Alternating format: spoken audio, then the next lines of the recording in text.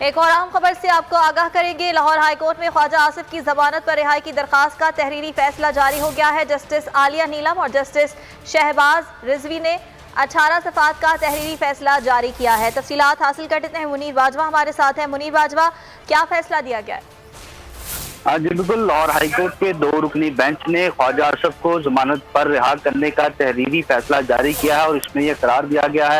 ہے کہ دوران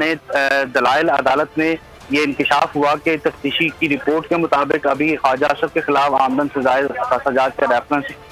اس میں تحقیقات جاری ہیں، جبکہ نیب کے پروسیکیوٹر نے عدالت میں یہ بیان دیا کہ خواجہ آصف کے خلاف ریفرنس جو ہے وہ چیئرمین نیب کو بھجوایا جا چکا ہے۔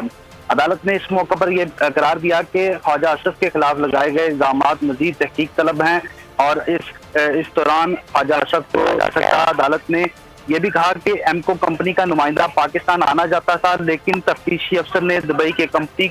کے نمائندے کو اس تحقیقات میں شامل تفتیش نہیں کیا۔ عدالت نے یہ بھی قرار دیا کہ خواجہ آصف نے اپنے بیرون ملک کی آمدن کو